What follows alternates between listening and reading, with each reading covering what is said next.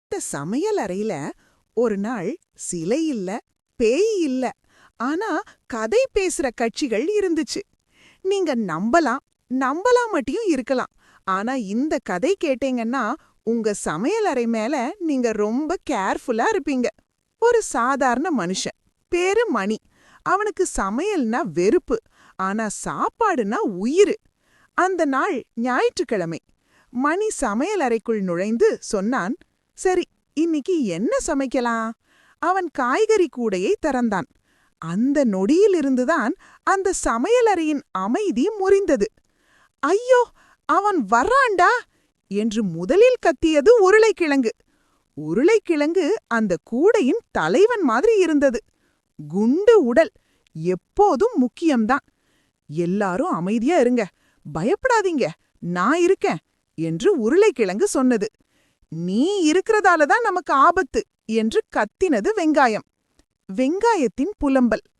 வெங்காயம் எப்போதும் புலம்பும். என்ன பார்த்தாலே எல்லாரும் அழுறாங்க, இந்த வாழ்க்கை எப்படிப்பட்டது என்று அது சொன்னது. அதெல்லாம் சரி, நீ இல்லாம சாம்பார் வேற எப்படி சாப்பிடுவாங்க என்று தக்காளி சிரித்தது. தக்காளியின் நகைச்சுவை. தக்காளி எப்போதும் ஜாலியா இருக்கும். என்ன அரைச்சாலும் நசுக்கினாலும் என்னாலதான் சாப்பாடு அழகா தெரியும் என்று அது பெருமையாகச் சொன்னது. அழகா இருக்கிறதெல்லாம் முக்கியம் இல்ல என்று பீர்க்கங்காய் மெதுவாகச் சொன்னது. பீர்க்கங்காய் ரொம்ப அமைதியானது. எப்போதும் தத்துவம் பேசும். நாம் எல்லாரும் சமைக்கப்படுவோம், அதுதான் வாழ்க்கை. உடனே முருங்கைக்காய் கத்தினது, அட போங்கப்பா, என்ன வெட்டதான் வாழ்க்கையா? மிளகாயின் கோபம். அந்த நேரத்தில் பச்சை மிளகாய் குதித்தது. யாராவது என் பேரு சொன்னாலே மனிதன் பயப்படுவான். அந்த பவர் எனக்குத்தான். அந்த பவர்ல நீ அதிகமா போனா மனிதன் தண்ணீர் குடிச்சு சாபம் போடுவான் என்று உப்பு சிரித்தது. உப்பின் அமைதி. உப்பு ரொம்ப அமைதியானது.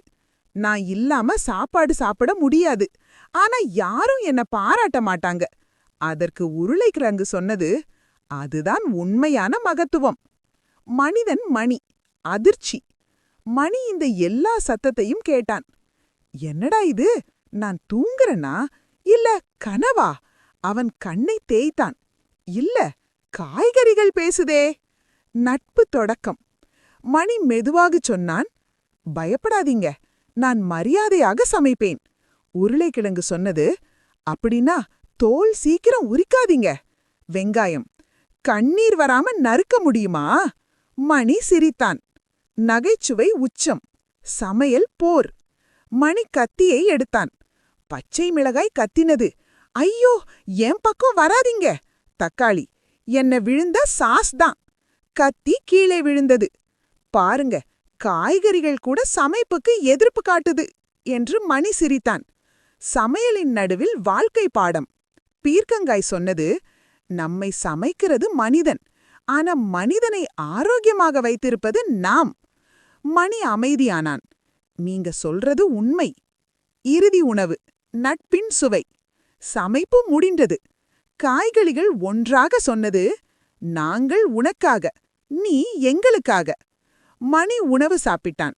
இது சாப்பாடில்ல, நட்பு. முடிவு. கதையின் கருத்து. சாப்பாடு என்பது வயிற்றுக்காக மட்டுமல்ல, அது வாழ்வின் மரியாதை. அதை உருவாக்கும் ஒவ்வொன்றுக்கும் மதிப்பு கொடுத்தால் வாழ்க்கை சுவையாகும். இந்த கதை உங்களுக்கு பிடித்திருந்தால் லைக் செய்யுங்கள்.